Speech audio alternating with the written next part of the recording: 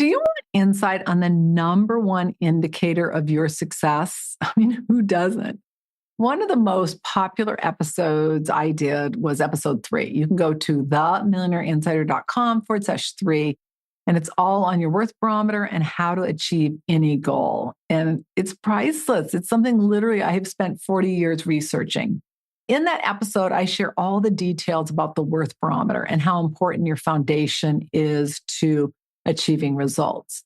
If you haven't listened to it, I encourage you to do so to get the maximum out of today's episode. So again, themillionaireinsider.com/3. I'll link to it in the show notes, which is themillionaireinsider.com/68.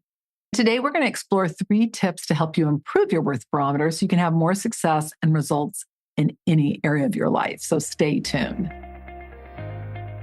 Hi, I'm Annette Bau, host of the Wealth Inside and Out podcast and founder of the Millionaire Insider. My mission is to help you simplify the money game so you can create a financially secure and fulfilled life without having to have a PhD or spend countless hours on your finances. You're going to learn how to think like a millionaire, stop worrying about money and wondering if your financial house is truly in order, and instead spend your time doing what you love. With over 3 decades advising 7, 8, and even 9-figure millionaires, and now joining that elite group, I'm in a unique position to help you make the best financial choices so you can create a secure financial future and retirement you love. This is the Wealth Inside and Out podcast. To access your free financial checkup, you can go to themillionaireinsider.com/FC for financial checkup. This is going to help you look at where you currently are and what you need to do to ensure you have a secure financial future. So again, themillionaireinsider.com/FC. Today's free resource is our Millionaire Mindset Guide. If you want one of the best resources on how millionaires think, what they do, their mindset, you're going to love this guide. You can access it at themillionaireinsider.com/SMMG. Again, themillionaireinsider.com/SMMG. This resource contains some of the most valuable and insightful resources available on millionaires and really successful people, not people that just have money, but have amazing lives, how they think, what they do. You're going to learn over 3 decades of research and insight on advising wealthy clients. The insight you're going to learn is priceless, and it's not available anywhere in the marketplace because very few people have spent over 35 years advising and entrenched in the lives of millionaires. Again, you can go to themillionaireinsider.com/SMMG. MillionaireSeries.com copyrights all materials and intellectual property. The information is for educational purposes only. It is not intended to replace any advisor or specialist or to provide any investment, financial, tax, retirement planning, or healthcare advice. By accessing this content, you agree to hold MillionaireSeries.com and its affiliates harmless for results achieved or not achieved. For today's show notes, you can go to themillionaireinsider.com/68. So let's dive in 3 tips for improving your Worth Barometer. You're going to learn 3 of the most important tips, in my opinion, to really elevate your Worth Barometer so that you can live more fulfilled, wealthier, healthier, and just overall happier. So the first one, which I think is absolutely critical, and it's so important, and it's something that is so commonly missed, is managing emotions. Now, bear with me. You're like, what? To achieve success in any area of your life, whether it's relationships, whether it's money, business, health, you got to manage your emotions. In fact, what I have found in a lot of my research is that when people don't manage their emotions, that's when they overspend, they overdrink, they overeat, they gamble, they smoke, pornography, sex, whatever it may be. And although I'm not an expert at some addictions, the bottom line is the same thing is happening in your brain. It's just the problem with overspending is that it is rewarded by society because then you have these nice things, nice jewelry, nice clothes, nice car, and everyone's like, oh my God, it's so nice. Whereas when you overeat and you become overweight, society isn't as nice to you, or same thing on drinking. So you just got to be aware of that. But I want to illustrate a story about my own journey regarding weight. I right now, weigh my ideal weight, meaning I weigh what I weighed in my 20s. And I don't know how I had this ideal weight. I just had a certain weight that I'm like, I'd like to weigh this amount. Now, for 10 years, I've weighed about 5 more pounds, 6 more pounds than that. All right. So I wasn't really like overweight. And people always be like, oh, what do you do to stay in such great shape? And I'm always like, oh, I'd love it if I could lose 5 to 6 pounds in the back of my mind, thinking, what can I do? But it wasn't really a big issue. And, I stayed in shape. I worked out and nothing's really been a problem. And it wasn't a really big deal, except it just kind of bothered me. And I thought, it would be great if I could get that a little bit more in control. As I dove deeper into my eating, I realized I am an emotional eater. When I get stressed, I eat. When I'm bored, I eat. Now, I really like certain foods. And when I'm eating a food I really like, I can just eat a lot of it, even when I'm no longer hungry. If I was watching TV, of course I had to eat. I had to have popcorn, right? Something changed, and that was COVID. And I don't know if it was a vaccination or it was actually getting COVID, but make a long story short, I started having digestive issues. It forced me to really start looking at different things and what's going on here. And what I realized with 4 doctors, some of the highest paid doctors in the entire country, that I have blood sugar issues. I can't eat sugar. I don't process sugar really well. I eliminated sugar, first of all, and then I lowered my carbs. And it was like immediately things started to change. But at the same time, I began my podcast and I started meeting so many people who were also in a similar area of overindulgence, but their issue largely was overspending. Because I had this issue of overeating or eating when I wasn't even hungry, I started really getting what was going on with them. I started thinking about all the millionaires I've advised, ones who overdrank, ones who overeat, others that cheat on their partner. Some were addicted to cigarettes or gambling, just a lot of different situations. I knew from my research that many of us who are wealthy do not process emotions. So it's really interesting. Anything happens, it's a fact. It happens, and then we think a thought, and then most people think the thought and then have an emotion. We go to think the thought right down to taking action and getting a result. It's like we just ignore that emotion part. It's the most bizarre thing. And I have shared that I have never learned really about emotions. And I was listening to somebody that was talking recently. He said, it's crazy. Like you're in school and they never teach you anything about emotion. My husband and I were married for a few years and we went to a counselor. And I remember he said, so what were you feeling? And I told him, he goes, well, that's not a feeling, that's a thought. And I'm like, what? Like, what? I did not process emotions. I just ignored emotions. Now, part of it might have been because I had such a traumatic childhood. It was the only way I survived. But what I started seeing in my clients and in so many multimillionaires is that they do the same thing. It's just fascinating. I mean, we can get to that action and the result so quickly, but we're just ignoring that emotional piece. It is unbelievable.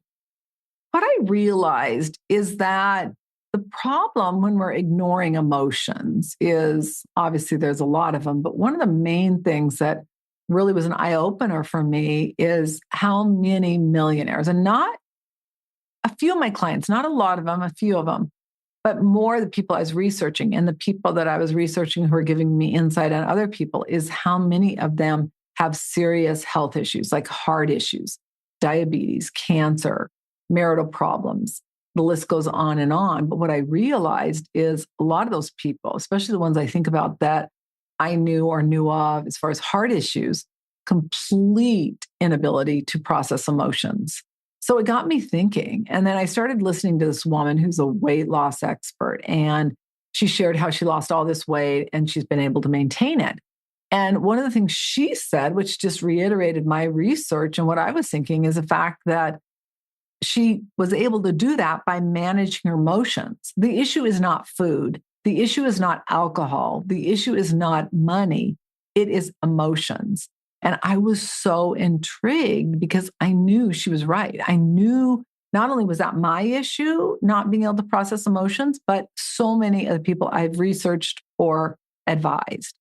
And she shared a couple critical insights that I thought were huge that are a little different than what other people teach. And one of the things she said, and this was for me when I was getting in control of my eating, and I was actually pretty good. I'll give you my protocol in a minute. But one of the things that I learned is that when you have an urge to eat, to drink, to spend money, is most people will tell you go distract yourself, like call a friend, go on a walk, drink some water or tea, do something to refocus your brain. The issue is that does work in the short term. But what I have found is it does not produce results in the long term. So right now, oh, I'm starving. In fact, right now it's 3 o'clock and I actually am hungry. And part of the reason I'm hungry is because my morning protocol, I didn't drink my shake because I didn't feel like it. I wasn't hungry. And that's the problem is if I don't eat what I have planned in the morning and at night, I eat less and I get hungry. But I also know that between 3 and 5, I always get hungry. What was so fascinating is the fact of her recommendation to just sit in it. And it was like, well, wait a minute. And as I mentioned, when you're not sitting in it and you're doing something to distract you, it does help you in the short term. It gives you short-term immediate results where you get distracted and you don't do it. But the problem is it does not rewire those neural pathways. So long term, it doesn't really solve anything. You're not really teaching your brain that, hey, I can handle this. And what she recommended is you sit in whatever that emotion is, whether it's pain, fear, worry, anger, shame, whatever it is, experience it. Oh my gosh. My eating protocol has always been pretty good. I eat dinner, finish sometime around 6, and then I don't eat until the next morning around 10. And as I mentioned, I've cut out all sugar and low carb. I drink a protein shake at around 10, and I also have like a piece of protein with some lettuce. And then I let myself sometimes have a decaf coffee, or I have like an herbal tea that's a kind of like a fake coffee. And then what I was doing before is around 2 or 3, I'd have a snack because I'm get really hungry in the middle of the afternoon. And then I'd have dinner. Occasionally I'd have a snack before bed. If I was unconscious, like I come home from working out and we had gone to work out, gone to yoga, gone to the steam room, and I get home and I'm hungry. Well, it's the worst thing I could do. It's 9 o'clock at night and I'm eating something. And then if I eat right before I go to bed, I have terrible nightmares and it messes up my digestion. So what I have found is that I have to be really present and really conscious.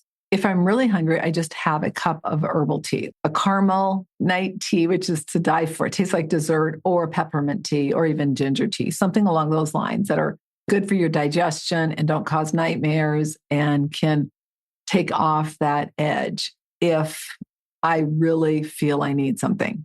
But when I committed to stop eating emotionally, I had confidence I could do it. I'm like, how hard can it be? All these other people are doing it. I can do it. Well, fast forward the first couple of weeks, probably 10 days to 14 days. I mean, it was HE double toothpicks. It was so difficult. At probably it was like around 3 or 4 in the afternoon, I would find myself just getting up from my office and walking over to the kitchen to eat something. And then I'd remind myself that I don't eat until dinner, about 5 or 6. And I had 2 predominant thoughts. One was I could die of starvation. And the other one was I won't have the energy to finish the day strong. And it was so hard, but the outcome has been amazing. I've realized how important processing emotions are. And I started to better understand the brain and what people who overspend or ignore their finances are experiencing emotionally. And I get it. You want to distract yourself. There's some pain in your life or something missing, or you don't feel enough. Your worth barometer is not operating at a healthy level. And so what's the tendency? Go overspend, go spend money that you really shouldn't be, because it makes you feel better in the short term. But in the long term, it causes so much turmoil. It was just eye-opening. What happened with me is I quickly lost 10 pounds. And now I've settled several months, probably almost maybe even a year. I've settled to having lost about 8 pounds. More importantly, I feel in control of food. I still have to be really present at dinner, because what I find happens at dinner, morning is really easy, but at dinner, For whatever reason, when I go and I eat dinner, I got to eat slow enough. I've got to have drank enough water throughout the day. And then I have to allow my brain to catch up. And so it's really interesting how that works. It's been such a game changer. I've been able to apply this in so many areas of my life, my relationships, my business, as well as my money. And you can too. And so have my clients. And that has been such a game changer. Managing your emotions and increasing your emotional maturity, pushing the pause button and giving your prefrontal cortex time to catch up with that limbic primal brain. You know, our prefrontal cortex is our rational, logical brain. Our primal brain is that emotional child brain that wants it and wants it now, but it has been game-changing, priceless. And yes, it was a challenge until you form those neural pathways, but it is so worth it. And now anyone can do this, whether it's money, whether it's food, whether it's relationships, whatever it is, you just have to want the result on the other end. To elevate your worth barometer, the first, and in my opinion, one of the most critical steps is you got to manage your emotions. Basically, that means that you get into the driver's seat of your life. You calm down that primal brain. You got to get it under control so that your prefrontal cortex can start running the show. The sooner you do that, the better. Number one is critical. All right, number two is clarity. Now that you're working on managing your emotions and primal brain, you got to know what you want. Clarity allows us to ensure that our beliefs are supporting us in achieving our goal. Where do you want to live? What do you want to drive? How long do you want to work? What will your retirement look like? If you find determining what you want is to be hard, I encourage you to complete the exercise in the 7 principles of becoming a fulfilled and wealthy millionaire. It basically entails writing the question out with your dominant hand. What do I want? What will my retirement look like? And then with your non-dominant hand, assuming you're right-handed, you answer it. Initially, it's going to be very logical, but as you start peeling away the layers of the onion, you're going to get an aha. And what's going to happen is you're either going to get the answer or you're going to get a new question. And I encourage you to even ask, what do I really want? Whatever question you need an answer to. Now, if you need additional support, you can go to themillionaireinsider.com/support-request. But in the 7 principles of becoming a fulfilled and wealthy millionaire, at the end of chapter 1, we dive into releasing mental blocks and core beliefs. The entire process is there. If you want the book and you want to save 15%, it's really more than a book. It's more like a workbook combined with some other trainings. You can go to themillionaireinsider.com/7P-15 VIP to access and get 15% off. That book is a game changer. The second one is getting clarity. The third one is affirmations. A great way to shift your worth barometer, which is your belief and self-esteem, is through affirmative statements. Now, there's a couple keys on these, my friends. They've got to be positive and present tense. Our primal subconscious mind can't tell the difference between something that's reality and something we visualize or affirm into it. These can be super powerful, but you got to make sure that they are what you want because you're programming them basically into your mind. Like, I am powerful. I am enough. I love myself. Ideally, you want them to be I am or I active verb statements. I live fulfilled. You got to know what that means, but what a great statement. I attract money. I love what money can do. I am financially secure. I am financially free. I accumulate, or my partner, whatever their name is, and I accumulate how much money. I earn how much money in year. I love my life. I attract amazing people into my life. I weigh how much money you weigh, and then in pounds or kilograms, however you measure it, with ease. My friends, it is pretty easy. So let's quickly recap. So the first thing is you've got to manage your emotions. You've got to be able to push the pause button when you have an emotional trigger. And it's so interesting, some of the triggers we have. Like, I used to really get triggered when I'd feel, and I still do somewhat, but I've gotten much better. If I feel somebody's like taking advantage of me financially, it's so interesting because what I find is that sometimes when people find out you have money, it just seems interesting how you kind of feel this feeling like, are they charging me more because I have money? So that would really trigger me. And so I've gotten over that because I've gotten better at dealing with it and really being able to speak up and make sure that it's fair for them and fair for me. But that was something that really triggered me. But managing your emotions is going to pay you huge dividends. By learning how to manage your emotions, you're going to be better in relationships. You're going to be better with your money. You're going to be better with eating, everything. So it's so important. So you got to learn how to manage your emotions. And then the next thing you got to do is get clarity. What do you want? What do you really want? It's virtually impossible to achieve your goals if you don't know what you want. You got to know what you want. And then finally, last but not least, affirm it. You've got to program it into your mind. And affirmative statements, positive I am or I active verb, make sure it's positive, are so powerful. And I think probably the best one to elevate your worth barometer is I am enough. Not in an arrogant way, but in a confident way, in a way that you're enough, I'm enough, we're all enough. And when we get that, everything changes. So I hope you enjoyed today's episode. And more importantly, I hope you apply this because your worth barometer is the number one indicator of success. It's the one thing I have seen consistently over my 40 years of researching millionaires. And it is so powerful when you work to elevate it. Now all you have to do is just go do it. All right. I'll look so forward to seeing you on the next episode. Bye for now. If you love the content of this podcast, please follow and subscribe to our channel so you get notified of episodes, and also give us a 5-star review and share a comment. We really appreciate it.